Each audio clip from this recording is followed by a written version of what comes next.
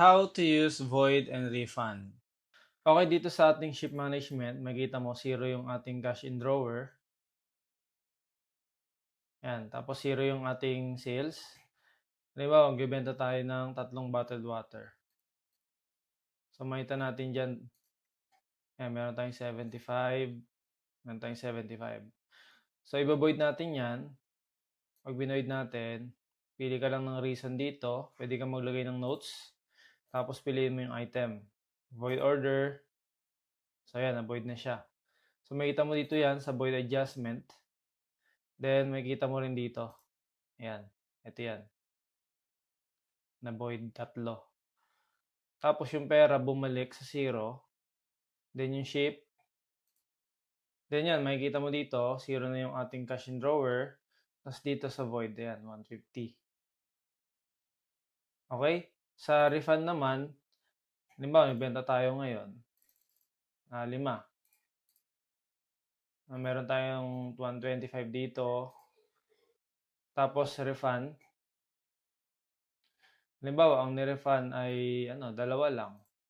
Ayan. Tapos, ibabalik mo siya sa inventory. Click mo lang to. Tapos, payment method niya, cash. Dahil cash mo siya binenta.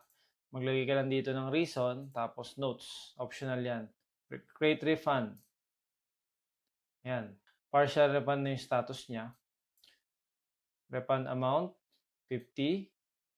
Kaya yung total niya, 75 na lang. So, tingnan natin dito sa refunds. Ayan.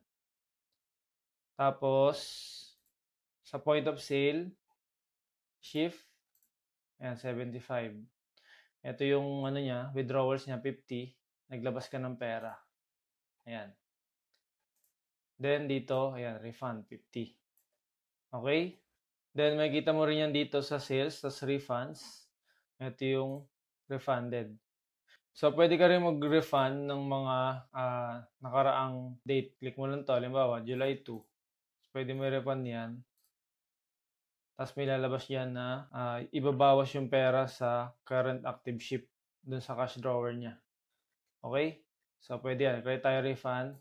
25. So, dapat 50 na lang to. Yan. Okay? So, ganun lang kadali gamitin ng ating void at saka refund.